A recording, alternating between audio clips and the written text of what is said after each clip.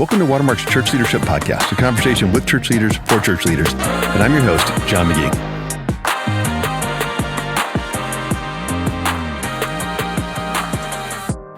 Okay, guys, we're in the studio today with two of the best. Dave Bruskas, church planter extraordinaire, pastor, Yoda-like figure. Welcome back, brother. Thanks for having me. That's quite an introduction to live up to. And then bonus, we have John Cox with us. John he has been a church planter. He has been in management consulting, and he is our executive pastor. Brother, always great to be with you. Thanks so much for coming. Oh, it's great to be here. Okay, so we took I'm just going to take us way off script before we start. Michael Clements, who runs all of our media, just finished his first half marathon. Michael, congratulations.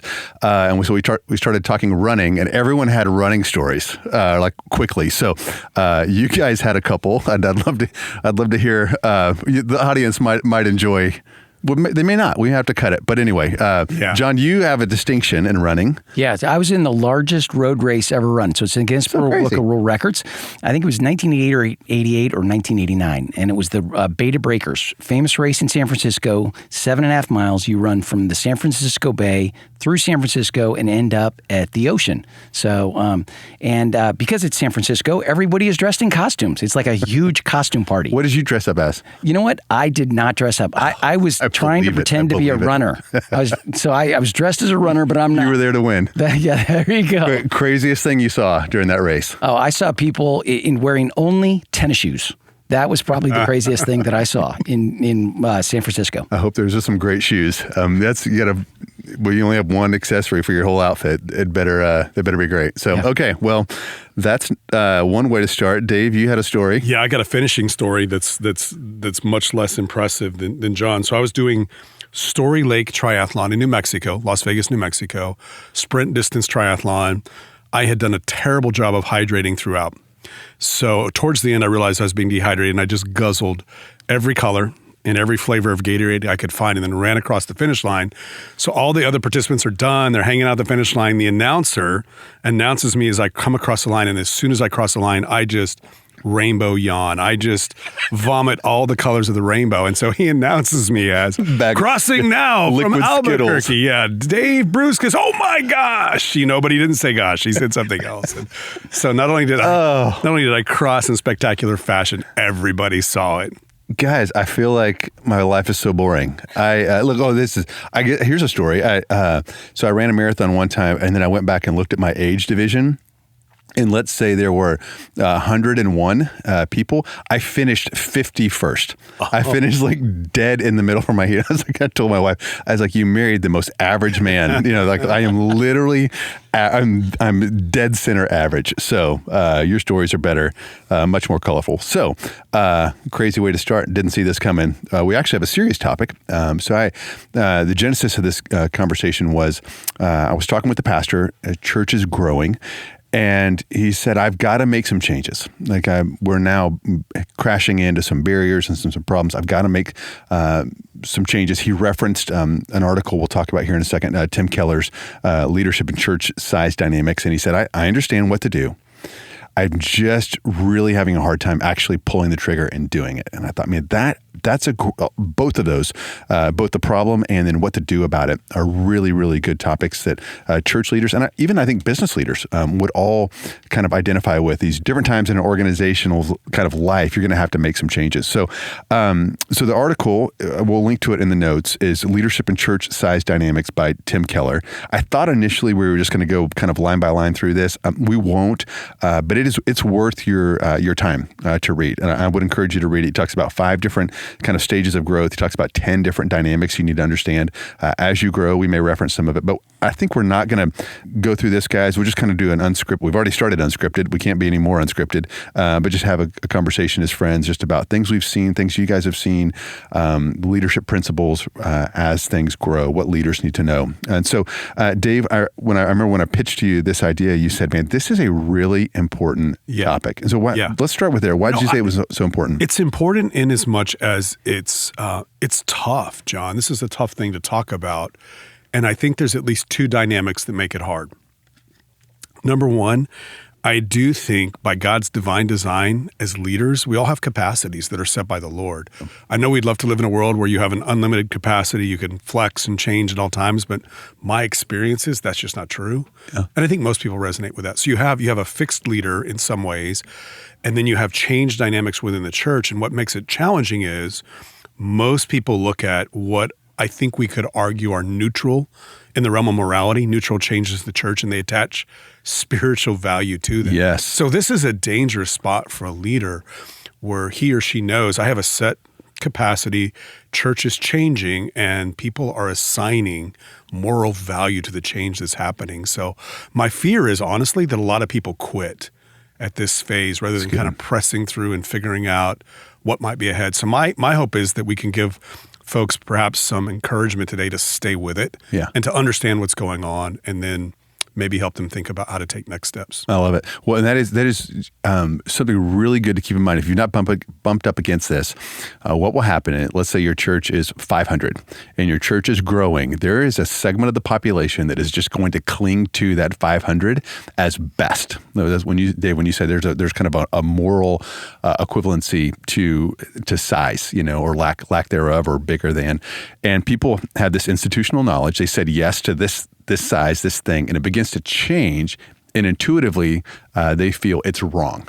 It's just wrong. This can't be right, and you're going to have to lead through that, which is tough. But you need to know, not as a leader, a lot of times we go, "Isn't this great?" Not everybody is going to say this is great. So, John, what are your thoughts kind of off the top here as we start? Well, two things. One is, as it relates to change, right? If it's growing, it's going to change. And expectations are everything. And so if you know that on the front end, you're going to navigate that change much better than if it surprises you. Yeah. Because a lot of people get surprised by it. The second thing is there's a business book that's titled "What Got You Here Won't Get You There." Yes. And that's what this podcast is about, right? It's really about, hey, as your church grows, it's going to change. And if you don't know that and make the right adjustments, it's going to surprise you and you're going to end up discouraged. Yeah, that's good. Okay. So both of you kind of have different journeys and also parallel journeys, in the church and outside of the church.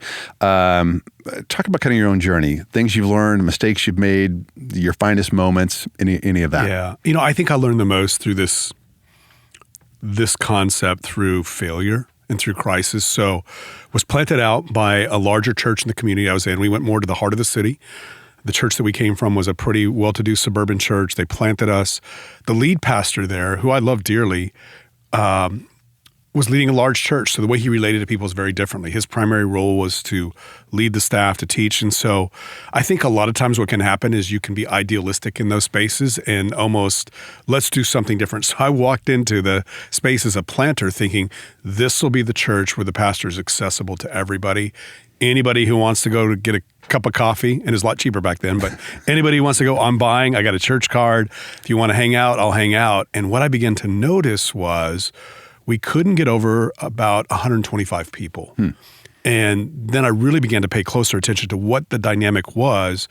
And it was almost like when number 126 came through the door and I diverted my attention to that person, the first person to join the church who'd been there the longest left out the back door because they felt like I was no longer accessible. Yeah. And I began to butt up against this idea that there are expectations here. The people that began in this church really aren't exactly excited about the growth. All they see is a pastor who's no longer accessible to them. Yeah. So in order to transcend that barrier, I had to rely on other staff. We had to bring other staff in, and I realized I was at my capacity, my relational capacity, smaller than most. But if I was going to lead the church in that way, and what was going to drive the church was access to the pastor relationally, this is as big as it gets. Yeah. And I was tired, and people were leaving, and people were coming, and there was this equilibrium that began to happen that was just exhausting. That mathematical equation, one in, one out, is fascinating. I think I've heard that. I've not experienced it personally, but I've seen that for leaders. What was your first move there? And so Keller does a great job in this article talking about these different barriers, and there's principles, and he will say you can. They may not be hard and fast in terms of the actual numbers, but there are like definitive changes that need to happen. There's definitive ceilings. If you keep doing the same thing, you probably can't get past that. And we're not arguing today for church growth, actually, but just this, we're talking about this phenomenon that as things grow, as John said, what got you here won't get you there. Some things are going to be changed, going to need to change. Dave, was there anything that you remember? Like, do you remember your first moves there when that began to happen? Yeah, after a long season of confusion as to what's going on here, because I really thought if I just did things better, it would change. It's good, but it didn't, because again, my lead was, I'll hang out with you. We'll be friends. I invited, we had lay elders. I invited them to the conversation, and we reduced my role. It was actually, we're going to reduce your role. We want you to focus on these things, and we want you to delegate more responsibility to us. We didn't have a big budget. We couldn't add a lot of staff. So they provided a little bit of administrative support. But other than that, I had to hand off big pieces of ministry to volunteer elders. And the next thing you knew, I think we doubled within a year. I mean, it really took off when I got out of the way because I was the bottleneck. Huh. What was the hardest thing for you to give away? There were some directional things that were really tough because I had very strong preferences of certain things. And it wasn't just, hey, you execute what I want you to do. It's like, I want you to think about what you want to do and how to go about it. And so, I would say back then it was a philosophy of what a small group was going to be, especially as it engaged with people outside of the church. That was tough to let go of, but it worked. I found somebody who actually was a layperson in the church and was exceptional at that and took it to a whole other level. That's amazing. John, what's in your head, brother? Well, in many ways, so I also launched a church. It started out with just me. We had a church of one the first day, and so it. Oh, you weren't married. That's right. You weren't married yet. Yeah. I was single at the time. Right. I don't advise that, by the way. Best Sunday ever, right? If you're married, you get credit for a lot more than if you're single. Double your church size. Yeah, that's right. So for me, so much of the early days were really about recruiting leaders. Yeah. I think ministry expands at the rate of healthy leadership. Yep. And so a lot of it for me at the beginning was who can I partner with, and then we'll grow this together. So, I think my gift set probably is much more suited to a larger church than a smaller church. Yeah. Why would you say that? Well, I think in a smaller church, the two key things is one, you really need on the message front, you need to be devoting time and attention and delivering good content and helping people grow spiritually. And so what I would say is I'm average at that. And also, the preparation process for me was not fun. I felt like I was writing papers every week. And, look, in college, I avoided classes where I had to write papers. And so I would much rather spend time with people, right? So that was one thing that I was finding it just wasn't fun. Yeah. And then the second thing was shepherding. I think if you're in a small church, as Dave mentioned, people do expect to have a personal relationship with you. Yeah. And so, for me, I'm much better working with leaders and delegating and helping, and having people help me in the shepherding part. But that's not my best gift. Yeah. And so all of a sudden, I'm in a situation where I think I'm going to be here for the next 40 years. And I'm realizing slowly over time that, hey, I'm not super well suited to this particular size. Yeah, that's good. That's good. Yeah, you definitely have a kind of an organizational, strategic, high-level kind of mind, and that would be tough to exercise those gifts, fully in that small church context. And then it's so funny. I hate term papers, and I chose a career where that's what I have to do every single week. And it's so funny to me. And here's one other thing that you better understand is, listen, the Lord is going to bring people, and He's going to take people away. Mm-hmm, okay, mm-hmm. And it is not about you. Right? If you make that personal, you're going to make yourself miserable every time the Lord calls somebody away. Yeah. But what you need to realize is over time, He will bring people and He will also call people away. Yep. And so once you realize that, there's a lot less personal angst every time someone decides that they're leaving. Yeah. Yes, that's an easy little paragraph to rip off on a podcast. That's a whole another thing for pastors trying to get that there. Yeah. I can tell you stories. Yeah. Yes. Okay, Dave, you've coached a lot of pastors, church planters. So you talked about a little bit about kind of your own story. Is there 2-3 things that you go like? I just repeatedly see people make this mistake, or here's a pattern. it just jumps off the page. Yeah. Any thoughts there? Yeah. A lot of what happens today in the realm of church planting, especially if a church is planting a church, is the antithesis of what John experienced. In other words, someone comes out of a larger church, and that's where he's cut his teeth in ministry. Yes. And so he has a very specialized role, probably in a place that does programming very, very well, and thinks, if I can do this on a smaller scale, we can grow something quickly, big. And what John said is so key. When you're starting out in a church plant, probably the number one skill is recruitment. You have got to hustle people. That's probably the wrong language, but you've got to go out and hustle to bring people in. Yes, not hustle them, not take them in a pool hall, make your rent payment that way. Yeah, great. But actually, you have to win them over to your compelling vision, and that's a lot of one-on-one work. And so, oftentimes what will happen is churches with a high degree of excellence in programming that are very small won't retain people, because those people are going to be drawn in through relationship. And so I've seen people better suited for a larger church that are focusing more on excellence in programming, that when they get to the startup, it just doesn't work for them. And I've seen the flip side of that, of a person who's really good relationally, but struggles a little bit on the stepping out of that relational space, narrowing down the scope of relationships, emphasizing more the upfront role of preaching, vision casting, leadership, leading leaders, and that person can hit a ceiling. And so, I do think that probably within some degree of variance, we kind of have these fixed spaces that we're best in. And so I would say that probably most of the failure I've seen, if you want to use that term, comes from a person being misfit. Yeah. It's just not the great person, great vision, great heart, but just not suited well for the size of the church that they're moving into. And I think this article you're referring to does a great job of helping us understand that. Yeah, that's good. And I would say, probably about a year and a half in, I had a couple that loved me and came up and told me that I was a misfit, in terms of the, Thanks. and Thanks. Yeah. But look, in hindsight, a tremendous gift. At the time, not so helpful. So funny. But they were right. And what do you remember what they said, John? Yeah, they just said, "Hey, on the speaking front, you're okay."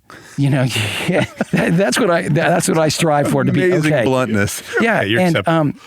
and so the great thing about that, though, is look, self-awareness is such a gift, but it comes a lot of times the hard way. Yeah. And so God, hopefully God surrounds us with people that speak the truth to us in community, and who can show us sides to ourselves that we don't see. Yeah. That's good. That's good. Well, this is kind of trending. It's interesting, trending a little bit more to, which is great. A little bit more kind of the lane this podcast in generally is talking about leading ourselves. And so it's a, rather than some of the granular tactical things, we're talking about like the leader, which is great. Dave, one thing I wanted to circle back to that you said, it's a question we have here at Watermark, is we're now going to start planting churches. Well, the people that excel here, they know how to leverage the momentum of a large church and a large organization. I mean, these guys are stars. And so you can put them in the youth ministry and they can make that thing go. They add a zero to it. Everybody's happy. Well, the flywheel is already turning, and they've operated really, really well in that environment. And they're going to have to go out where the flywheel is at zero and it's not moving, and they're going to have to push that and create their own momentum. And it's more of a question we have is will the people that thrive here also be able to go and create their own momentum and draw people in and create excitement and cast vision, not just leverage the vision that's already there. And so, for you as a leader, that might just, if you're stuck, it might be, that might be what happened. Is there was a time in a season where you were leveraging momentum that was already created for you, and you were really, really good at it, and were put in a place where you had to and create it, and that just wasn't kind of your thing. And I think that's okay. I really do think that's okay. As we're talking, trending a little bit more to kind of personal leadership. So Dave, you talked a little bit about like kind of some of the decision making. You had to let go of that. What else needed to change at the church when things were growing? What did you have to do differently? Mm-hmm. Yeah, certainly you lead differently depending upon the size of the church. But, I think something we all would agree upon is that church leadership is a team sport. Yeah. So if the point leader pivots, the whole team has to pivot in some ways. And so I learned very quickly that if I was going to make a turn in my leadership, I had to do that in community with all the leaders together so we could figure it out. I'll give you a real specific example. I had a couple staff transitions. We were kind of stuck in this growth phase. I became really burnt out. I thought I was burnt out. I was probably just discouraged, but decided, went and prayed and brought it to our elder team, and I was doing a lot of things, and I said, hey guys, if you'll allow me, I would like to do 3 things moving forward. I'd like to be responsible for the pulpit. I won't preach every Sunday, but I will make sure that whoever's there is prepared. I want to lead you guys. I want to not just lead you as kind of be the person of that's moderating direction, but I want to pastor you. Yeah. And third, I want to be the guy who connects with important ministries and key leaders in our city, so that we can have a kingdom advancement movement here. And I braced for them to say, well, then why don't you just pick up your laptop, turn it in, and leave? You've had a good run, buddy. They rejoiced. They were so glad, like, yes, let us do the other thing. As if they'd seen it already, and you were the last one to see it in the room. So I was really afraid it was going to be one of those hard confrontational. It was quickly confirming, like, yeah, we see those gifts in you.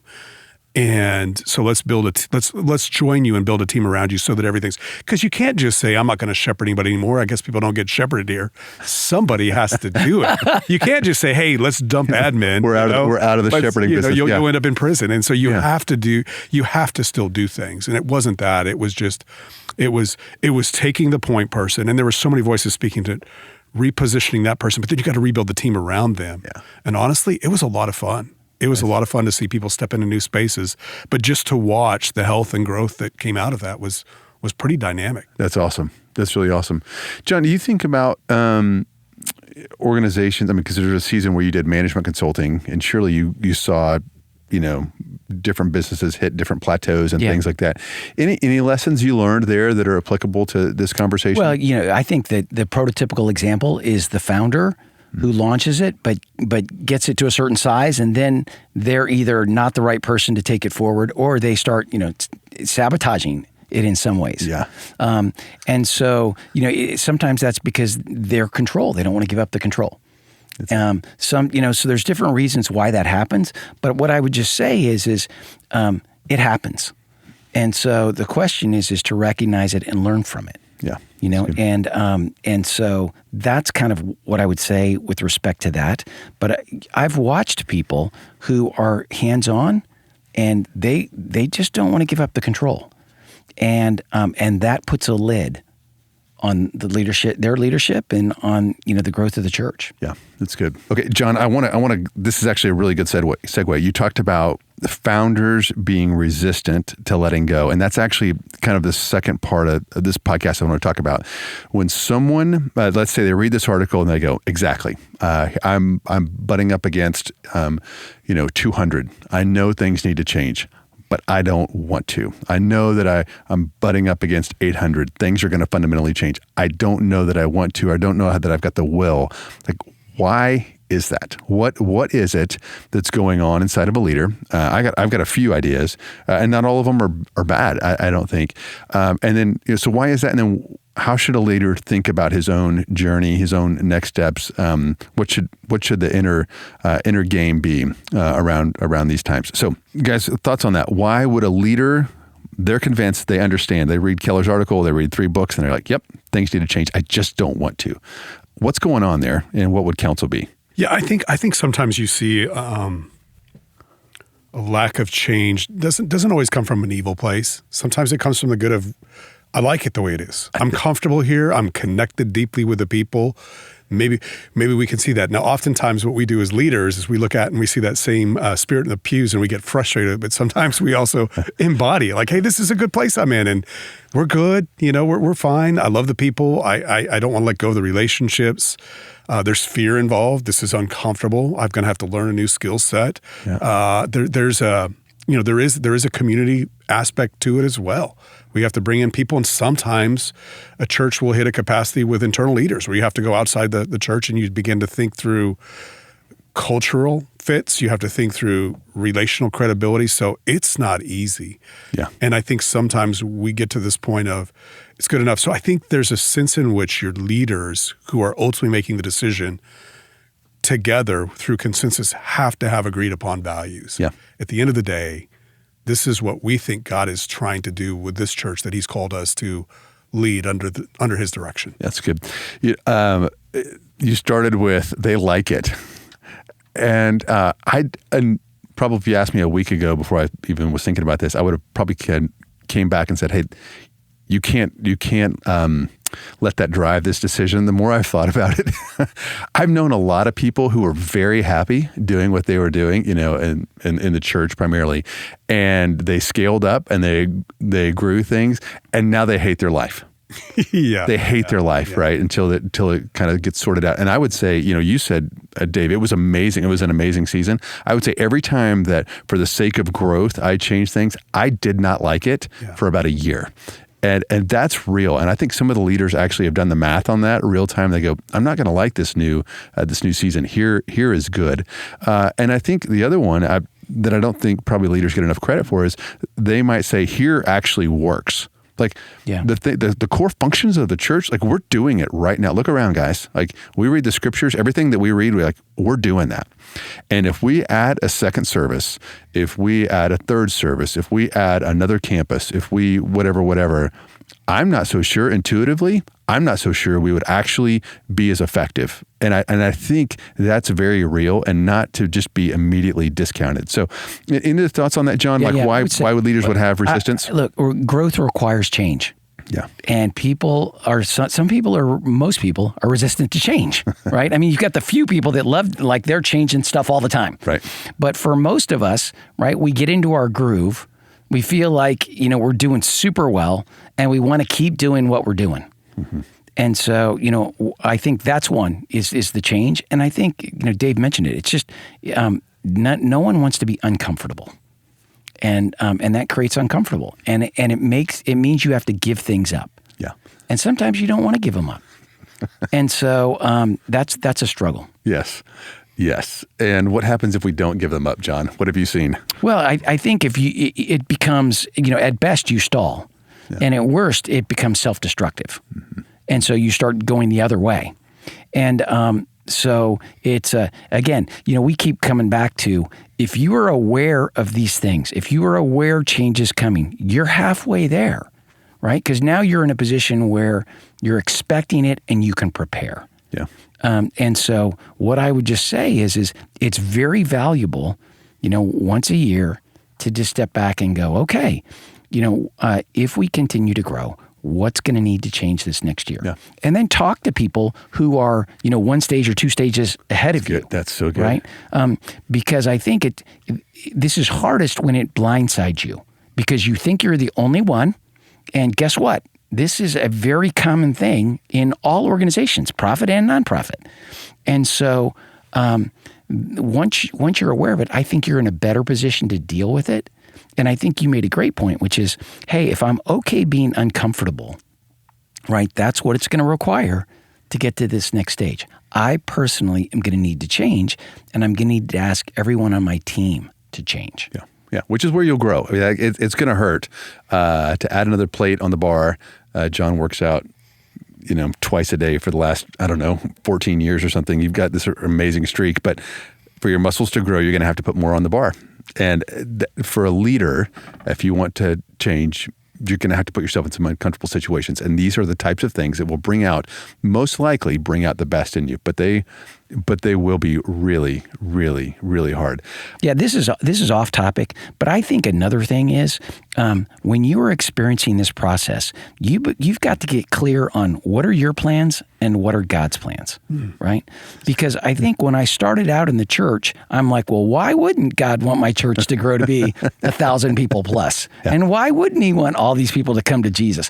And so what happens is as soon as what you think should happen and what is actually happening, that there's a difference there. Yeah. That can send you into a tailspin. That's so good. And so you at that point, listen, you're either going to lean into God or you're going to lean away from Him. Yeah, that's good. And so if you see it coming, then oh, I recognize this. this is where I need to lean in. That's good. I almost cut you off, whatever it was, a couple 3 minutes ago when you're talking about expectations. But I was thinking about our journey here at Watermark. Two things you said, John. One is kind of realizing that things will change, and then also learning from other people who have been before you. And I feel like that was actually one of our strengths. That we understood at each moment, like here's where we are, and we would actually have these conversations. Hey, this works today. In 2 or 3 years, it probably won't. Like the idea was already seeded, among the staff and among elders and things like that. That this works today. It will not work going forward. There will not be this level of access to these types of people. We won't be able to make decisions.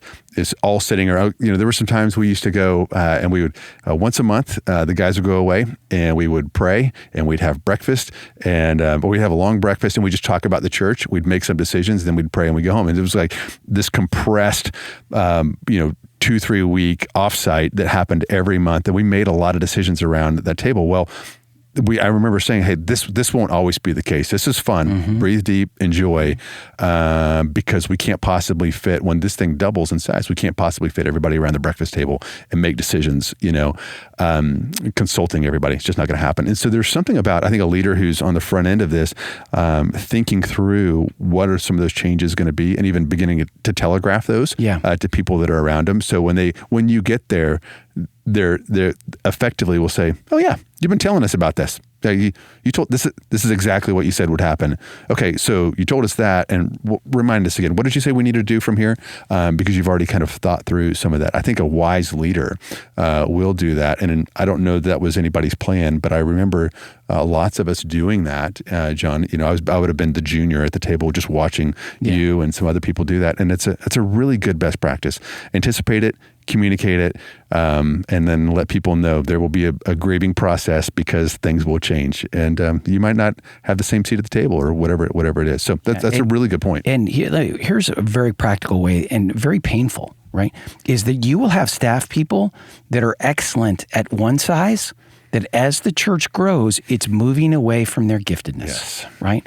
And part of that is you're moving from a generalist where people juggle a lot of balls to being a specialist where you've got one ball. So you were the youth guy, now you're the senior high guy, right? Part of it is that. And part of it is, just in terms of how decisions get made. And so, way back in the day, when I joined Watermark, I came on as the first executive pastor, right? And that was a fundamental change in the way we did things. Absolutely. And I just remember sitting across from Todd Wagner, who was our founding pastor, and I said, listen, you're going to know in 6 months whether I was the right hire. Because if everyone is glad that I'm here in 6 months, right, then I was the right hire. If people are frustrated because of these changes, then I was the wrong guy. Yeah. Well, that's you are a great example of these growth barriers. What was happening was there was a massive bottleneck with our senior pastor and our elders, and the staff just they were really competent, energetic. They were ready to go. They just needed someone, some adult in the room just to say, this is a good idea. But you had to stand in this line that was, Exodus 18-esque, it's just like, man, we're tired of standing in line. Just give us the thumbs up. And when you came, I felt like it'd be interesting to go back, John, now that I think about this, the explosion of new ministries that we started and things like that, I will bet you was around the same time that you came. And it was like, it just kind of took the bottleneck out, and we were able to move and run and go. And that's a perfect example of what could happen, where we probably were a little bit plateaued, and how you make the right move and everything could change. I wish I had charts and history timelines in front of me, but I think you were the reason in that move that so many amazing things happened. It was this explosion of things that weren't caught up in bureaucracy. And look, and what I would say is all credit to our elders and our senior pastor who are willing to do that, and then all credit to the guys around the table who all of a sudden you just have now shaken up their world. Yeah. And they're reporting to someone else. And there is a maturity into going, hey, let me try this before I make some kind of judgment about good or bad. Yeah. Yeah. That's a podcast in of itself. You became everybody's boss, and you weren't here at the beginning, and you didn't bleed the same way, and suddenly you were calling the shots. And it was all the fruits of the Spirit were on a kind of display back then. Everybody, it was pretty cool. I wasn't sure how it was going to go, candidly, but it was beautiful. So.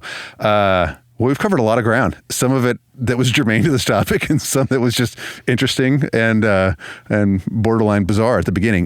Dave, any other thoughts on this topic? Man, I just love listening to John, and his experience and his wisdom is so good. And I think one of the things I'm hearing spoken of regularly between the lines is just the concept of humility. Yeah, it's good. Humility is so important in a leader. And if you're listening and you're stuck, man, ask for input. Right? Start with those around you who know you best and ask them, hey, what changes do you think I need to make for us to move forward? And then I also think there's great help church to church.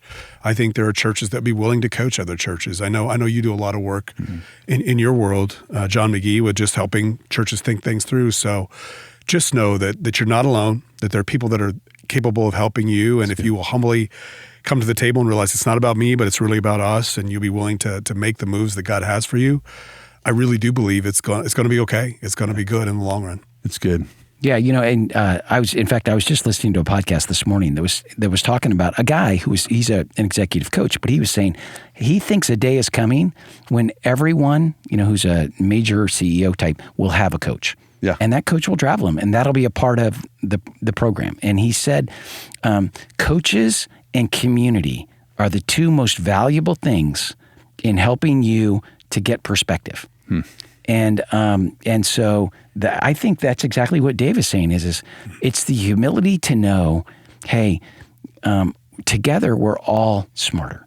This is not a journey you have to take on your own. And also, who are you leaning into that's helping you process this? Yeah, that's good. That's which is a really good way to end this time is don't suffer in silence. People have walked this road. All of the things you're going to come across, they are repeatable, such as common to man. That's all been done. And guys have already figured this out. And you can sit with them and get a lot of free lessons. And you won't have to pay the dump tax on them. And you still think, as a leader responsible for a unique people, a unique congregation or a business, you're going to have to still put your own fingerprints on it. You don't take it just blindly what other people have done, but man, people have gone before you and you can learn from them. And you two men are some of the people that I continue to learn from on a daily basis. So thank you. Friends, the article that we referenced was Leadership and Church Size Dynamics. I would encourage everyone to read it. If you're a youth pastor and you've got 20 kids right now, you will someday you may have 40, and you may be in churches that are growing. I would become very familiar with these concepts. And if you're in more senior leadership, kind of positions now, I would read this and kind of think about, hey, are we stuck anywhere? Is there any changes we need to make? Or are we not being courageous? Is fear ruling us? Are we being comfortable? Are we missing out on an opportunity? Those are really good conversations. And I wish you the best as you have them. So, gentlemen, thank you so much for being here. Friends, always, we appreciate you listening. If you have any questions or comments for us, ideas for future episodes, you can always reach us at clp@watermark.org. That's clp@watermark.org. We'll talk to you again next time.